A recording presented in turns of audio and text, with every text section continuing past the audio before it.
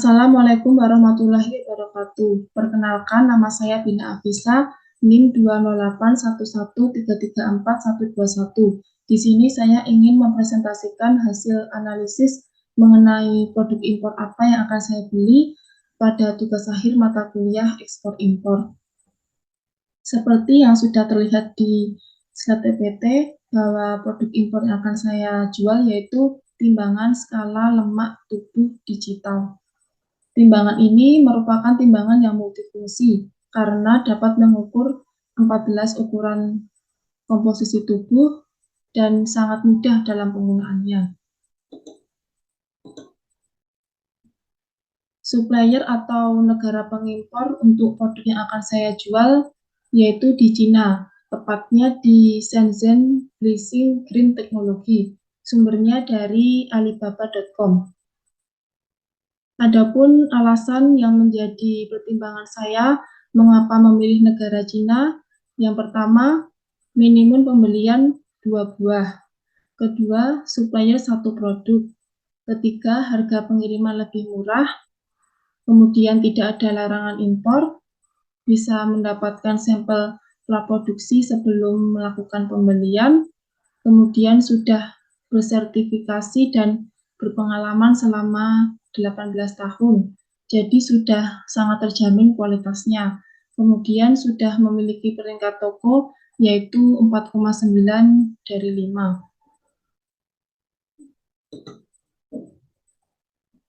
Kemudian identifikasi pemasaran untuk produk yang akan saya jual. Pertama, target pasar saya yaitu B2C atau Business to Customer. Karena saya ingin melakukan pelayanan atau penjualan produk tersebut kepada konsumen secara langsung. Kemudian untuk target pasar dari produk ini yaitu semua kalangan, khususnya remaja dan dewasa, baik itu perempuan ataupun laki-laki. Analisis target pasar dapat dilakukan menggunakan data primer, yaitu survei, diskusi wawancara, atau data sekunder dengan studi pasar atau studi literatur. Selanjutnya untuk perkiraan jumlah konsumen dapat dilihat dari TAM. Yang pertama, TAM itu Total Available Market, diperkirakan berdasarkan jumlah penduduk Indonesia. Namun mungkin jumlahnya akan lebih kecil karena tidak semua akan menjadi calon pembeli produk timbangan ini. Kemudian SAM, Serviceable Available Market, yaitu pertimbangan kelompok target yang lebih spesifik. Misalnya seseorang yang aktif berolahraga dan peduli dengan kesehatan atau kebugaran. Kemudian SOM, Service of Market, yaitu dapat dilihat dengan pertimbangan pasar dengan produk yang serupa. Kemudian untuk segmentasi pasar yang akan saya lakukan yaitu segmentasi demografis, di mana produk yang akan saya jual dapat ditargetkan berdasarkan usia, tujuan, atau minat. Beberapa hal yang dapat menjadi pertimbangan, yang pertama yaitu motivasi. Konsumen yang peduli dengan kesehatan dan kebugaran cenderung tertarik untuk membeli produk ini. Mungkin mereka memiliki motivasi untuk mengukur atau memantau kondisi tubuh. Kemudian sikap, yaitu sikap konsumen untuk memiliki keinginan agar mengukur perubahan tubuh mereka. Kemudian ada kepribadian, sikap konsumen yang peduli dengan kesehatan. Mereka mungkin ingin membeli produk ini untuk menjaga penampilan fisik dan mendapatkan informasi terkait perubahan yang ada dalam tubuh mereka. Kemudian persepsi yang mungkin terkait dengan produk ini adalah akurasi pengukuran serta kemudahan dalam penggunaan karena praktis dan terjangkau. Kemudian untuk pengetahuan produk dari timbangan skala lemak tubuh digital ini yang pertama yaitu memiliki tampilan yang LED, bahannya dari kaca, memiliki ukuran produk 280 kali 280 kali 25,8 mm.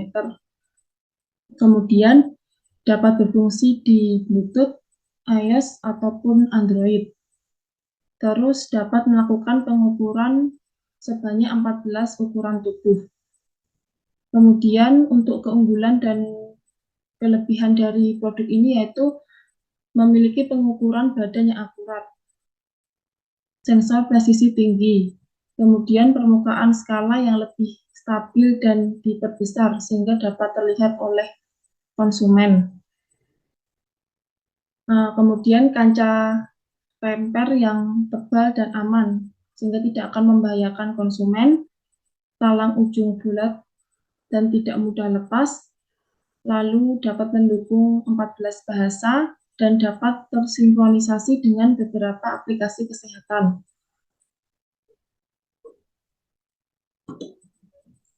Kemudian strategi pengembangan produk. Ada beberapa potensi produk yang dapat dilihat dari produk timbangan ini. Yang pertama yaitu kesadaran akan pentingnya kesehatan. Jika kesadaran masyarakat tentang pentingnya menjaga kesehatan meningkat, maka permintaan untuk produk ini juga akan meningkat. Kemudian adanya inovasi dan teknologi. Produk ini akan menghasilkan pengukuran yang lebih akurat, sehingga inovasi semacam ini akan mendorong minat konsumen untuk membeli. Selanjutnya ada pengetahuan konsumen. Semakin banyak orang memahami pentingnya memantau berat badan dan kadar lemak dalam tubuh mereka, maka semakin pula besar kemungkinan seseorang untuk membeli produk timbangan ini. Kemudian jumlah pengguna produk. Berdasarkan penelitian pasar dengan memeriksa penjualan produk tersebut di situs e-commerce, yaitu di marketplace Shopee, sekitar 5.000 lebih orang telah membeli produk serupa.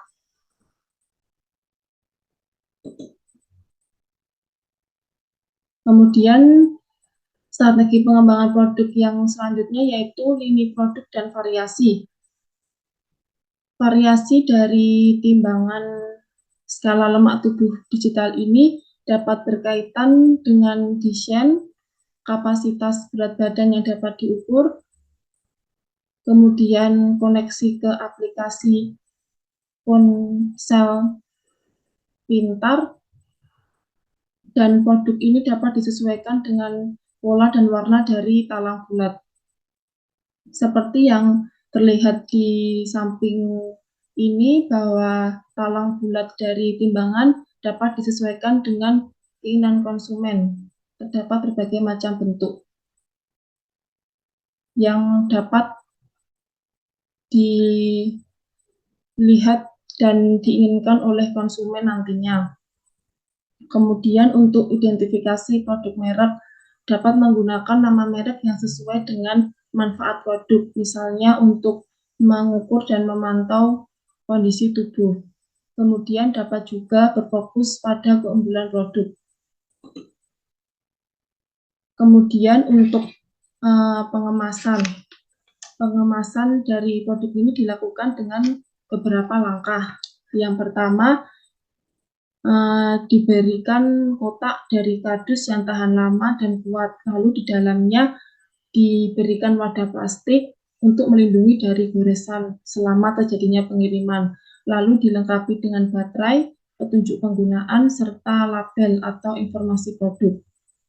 Kemudian untuk kebijakan garansi, yaitu garansi pada produk ini yaitu selama 1 tahun dari masa pembelian. Kebijakan garansi pada produk ini memuat cakupan garansi. Yang pertama mencakup kerusakan atau cacat yang muncul akibat kesalahan produksi atau material yang digunakan dalam produk. Jika kerusakan berasal dari konsumen, maka tidak diberlakukan garansi. Kemudian jika terdapat kerusakan, maka kami selaku penjual akan mengganti dengan produk yang baru. Kemudian untuk pengecualian garansi yaitu yang disebabkan oleh bencana alam, kecelakaan atau perbaikan yang tidak sah, maka garansi tidak akan diberlakukan. Selanjutnya, untuk strategi penetapan harga. Strategi penetapan harga berdasarkan harga pesaing dari beberapa produk serupa. Pertimbangan yang saya lakukan yaitu karena produk ini di pasaran memang cukup bersaing dan beragam.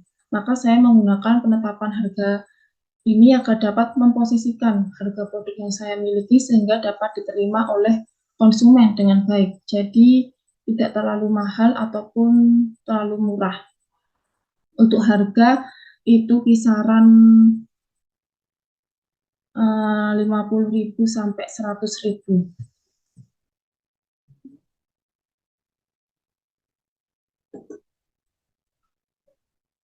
Selanjutnya yaitu strategi pengembangan produk yang terakhir, analisis pesaing. Berikut ini adalah beberapa pesaing yang ada di marketplace Shopee terkait dengan produk dari timbangan skala lemak tubuh digital.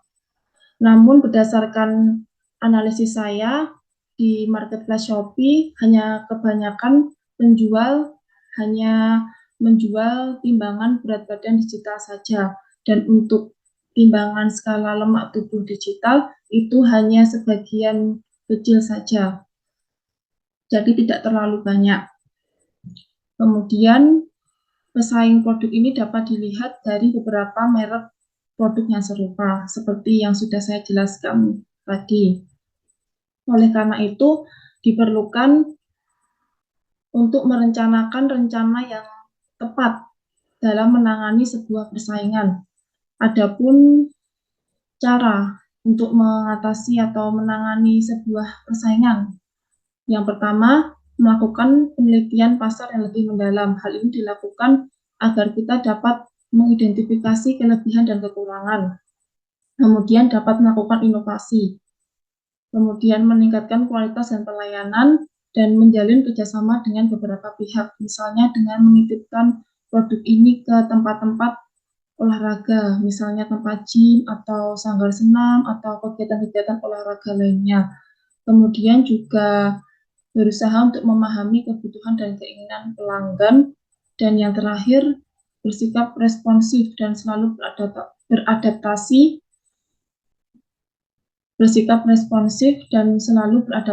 dengan segala perubahan yang ada. Demikian presentasi yang dapat saya sampaikan. Jika ada kekurangan atau salah kata, saya mohon maaf. Terima kasih. Wassalamualaikum warahmatullahi wabarakatuh.